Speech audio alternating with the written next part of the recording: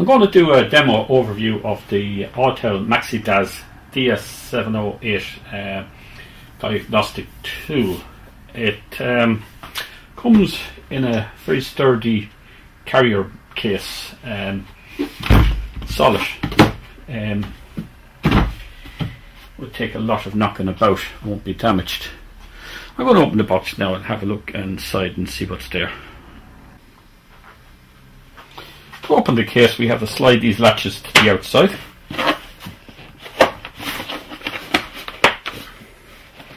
And then we just lift.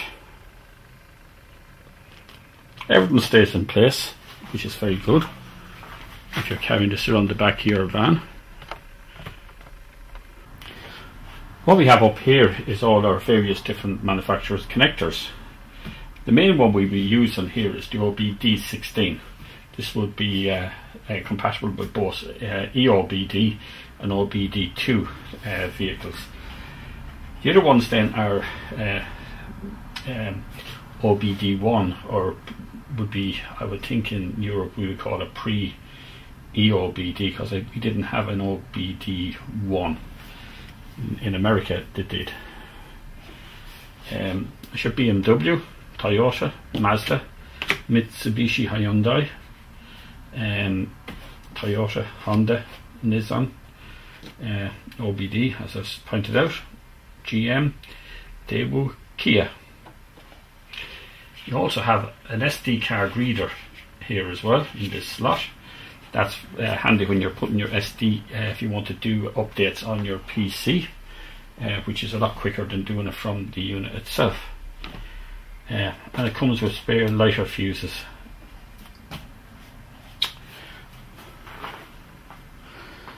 Down here we have more, and as you see, everything is strapped in nicely so it doesn't flop about.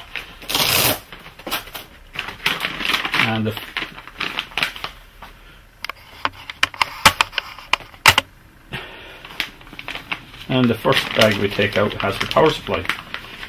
The voltage rating on this is 100 volts to 240 volts AC.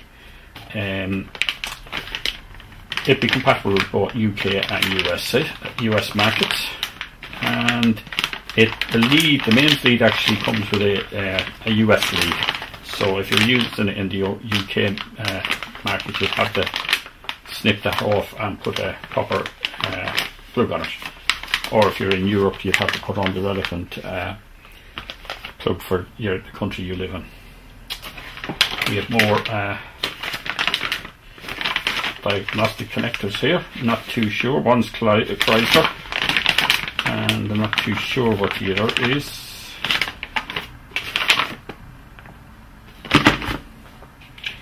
And up here then in this compartment we have more. Likewise, strapped in nicely.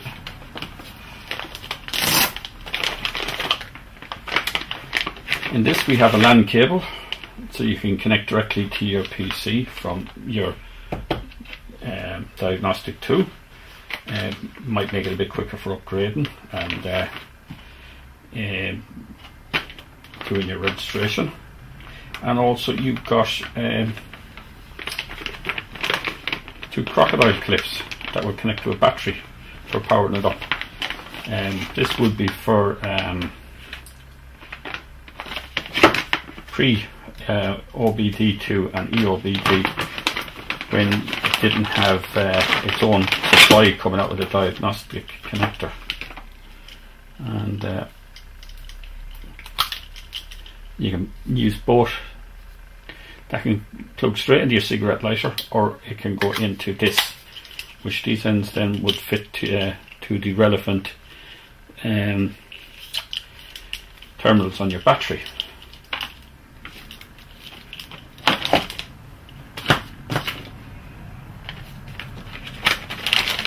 We have more diagnostic connectors. Someone might recognise them, what they're for.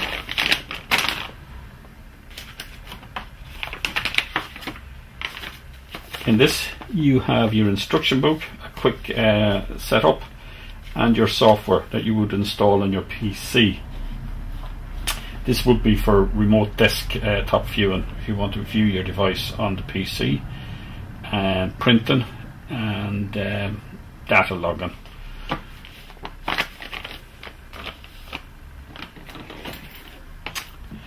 This is the lead then you would use between your diagnostic tool and your DLC connector.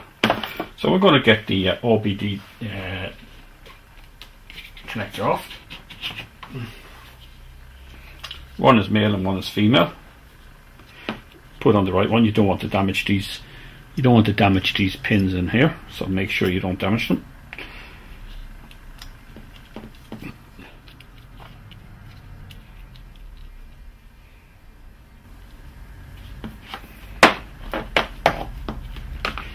Take out the unit.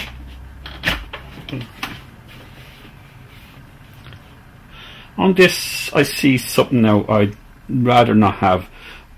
I see pins coming out of this which can be easily damaged. I'd rather see female type connector here, and on the lead then the male type. So if the lead gets damaged, all you have to do is replace the lead.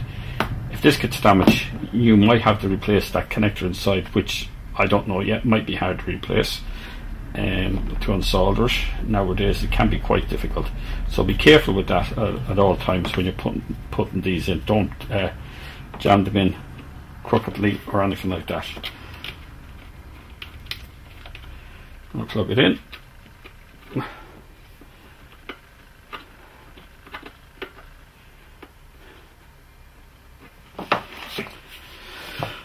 On the back here then you have your stylus pen, and you have this for, it does two functions. That's for standing upright, but you can also hang it up over your steering wheel, which is handy. See, can we get that? Can we simulate it? As you see, it's hanging up there on the side of the box, which could be the same as a steering wheel.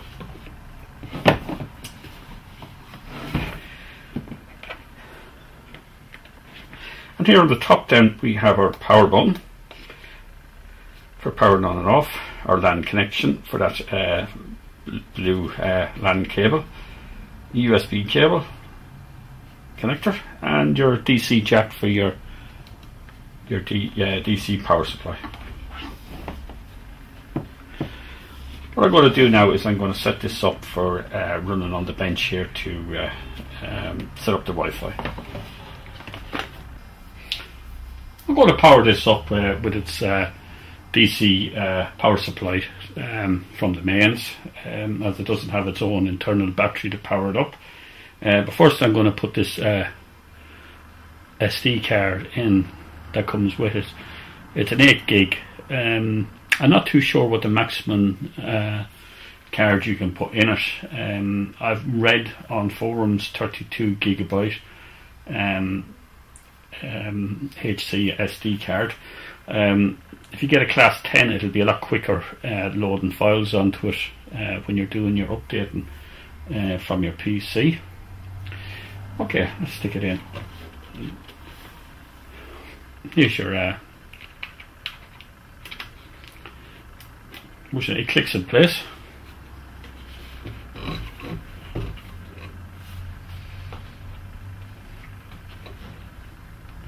Plug it into your DC jack.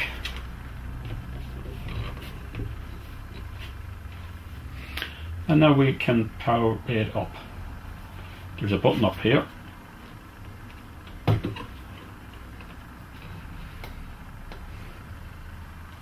And it's booting.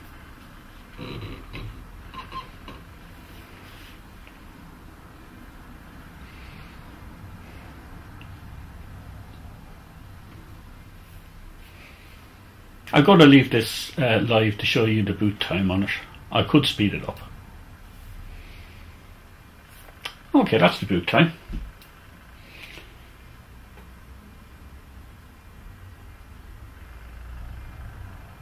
Okay.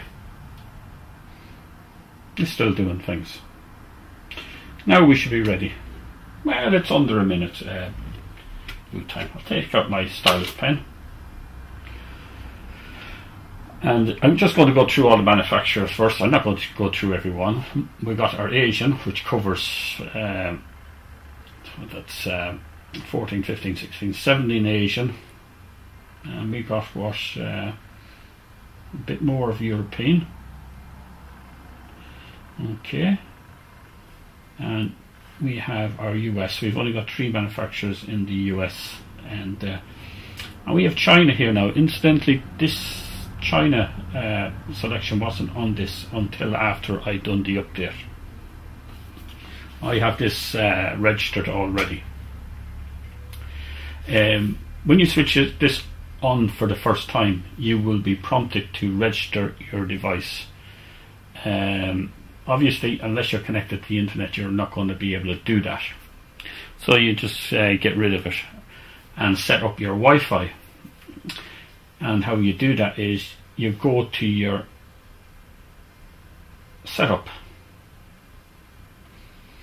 and here you have your Wi-Fi icon here. If you click on that, you just do what you normally do with your smartphone, laptop, and you're connecting up to your Wi-Fi. You have your password for your wireless system in your house. Just put in them settings. Then the next time you start it up, you will be prompted, and it will bring you to the Autel website. If you haven't got a username and password, an account with the Autel website, you're going to have to create one.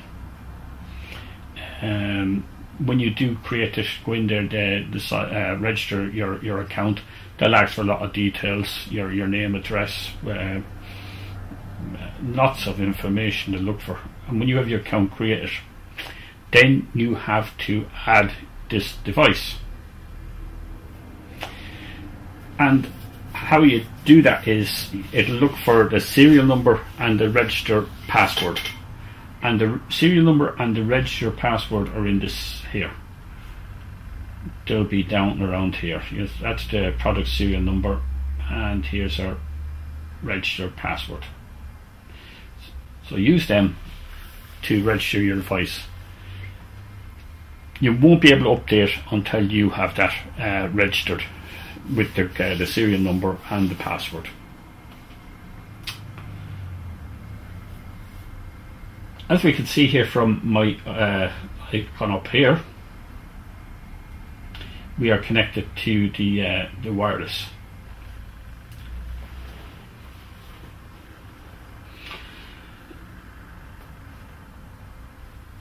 Let's just click on a few of these buttons to see what they do.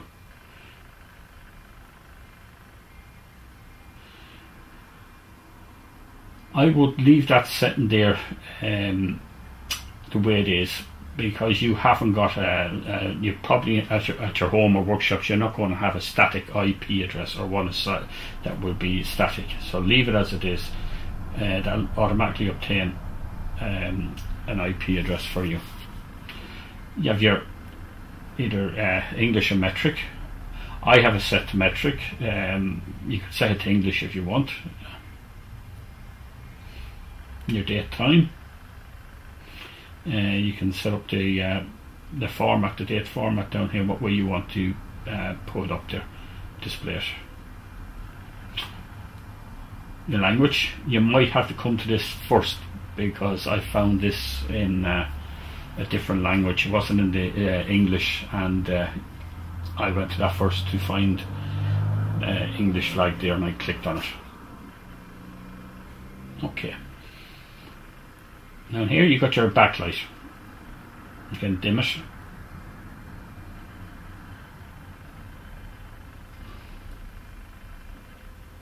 Then you got this. I have the beep set to off. If I set this to on,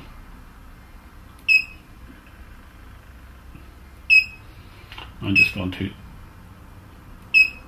annoys me. This here is for calibrating your touch screen here. I'm just going to click on it. What you have to do then with your stylus is press that. It'll move. Just follow it.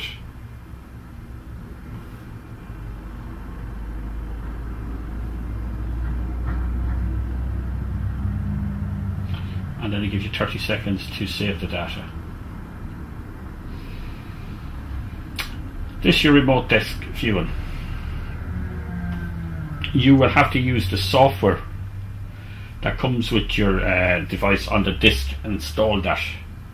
You have to use, when you click on the icon on your laptop, not here, you have installed your software on your laptop, and you will see a remote desk icon. Click on that, and the first thing it will look for is an IP address, and you should be able to find your IP address in your Wi-Fi settings. If you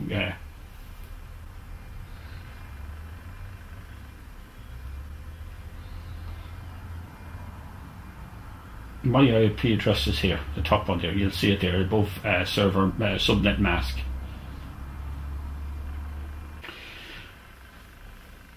Up here then we have our internet connection here, which will bring you straight to the Autel website. Okay, see what happens.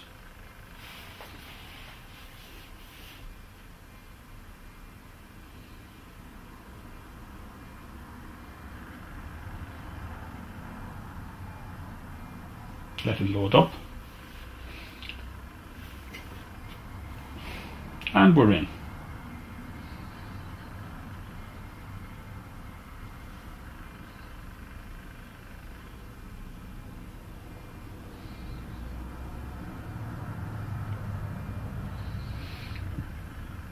And you see different settings up here. That's to select your country, obviously. Now you want to register.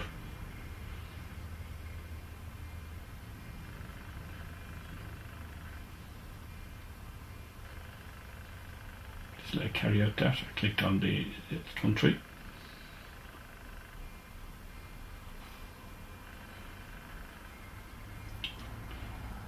It's where you select your country. Got a drop down menu there.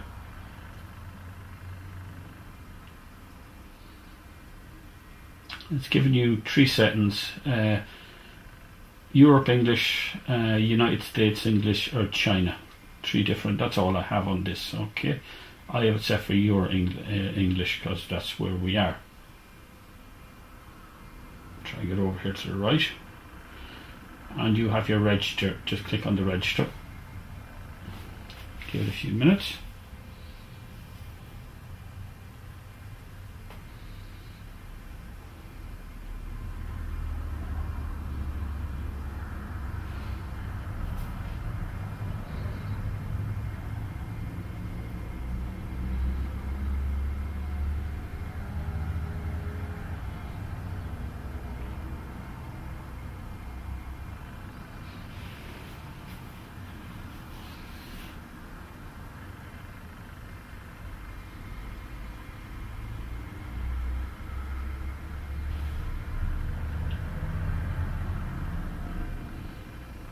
And you're in the site now where you register your account. Create an Autel IT, and here you are. There's all the questions there. Just fill them in. If you want to do this on your PC or laptop, you just go to http // dot. I'll start that again.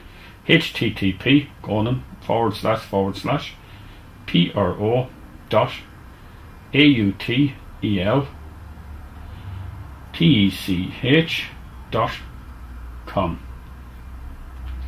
and you can create a username, password in your account on your PC. It might be quicker than here.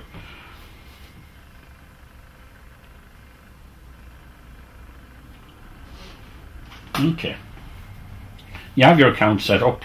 You have your device added to your account using your serial number and the register password that's in here on your account on the website. Now you can do your update. You just click on update, and this should go straight to your account.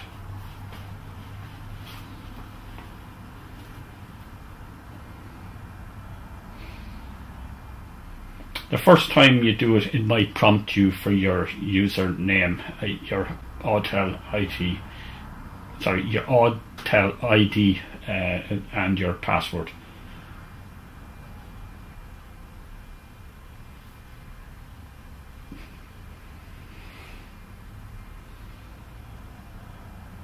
It's loading up. And as you can see, we have one update here now at the moment, so I'm just going to click this Mitsubishi and I'm going to say update.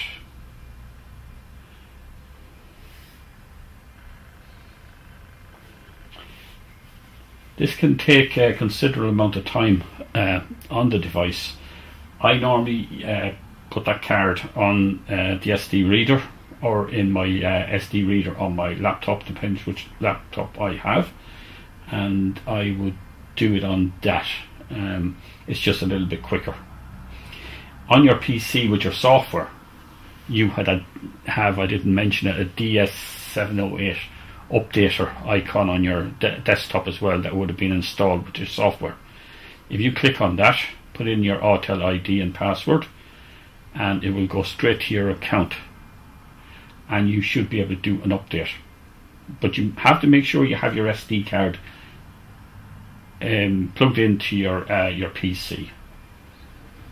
Otherwise, if you look over here, there'll be no information. It tells you the total size of memory and how much is free.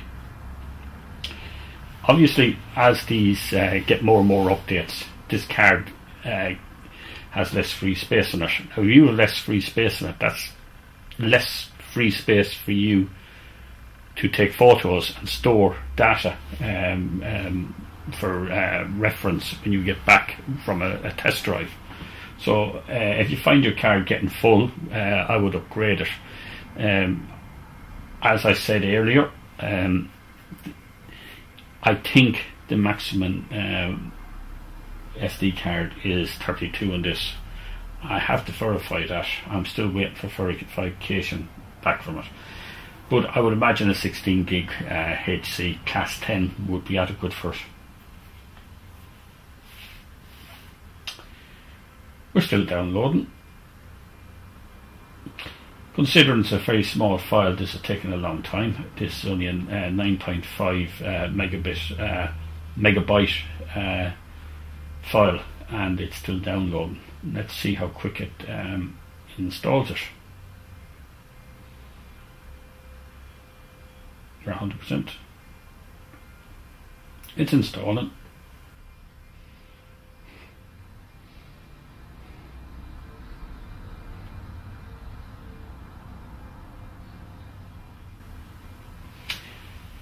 And update complete.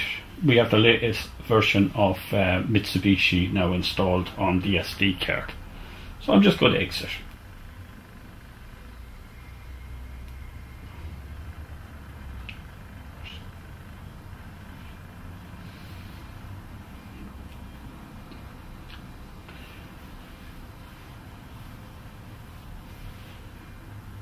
Next thing I'm going to do is I'm going to plug this into the car and show a few of the useful functions that this diagnostic tool has. It does have some good service aids built into it. It has bidirectional control, otherwise known as activation, actuation. There's a few different names on it, but what it really means, you can control your output devices. Like if you wanted to switch on your EGR solenoid, you can switch it on. Your fuel pump, switch it on. Depends obviously whether the vehicle manufacturer has allowed it in its software or not. I'm going to power this down now and put it into a car.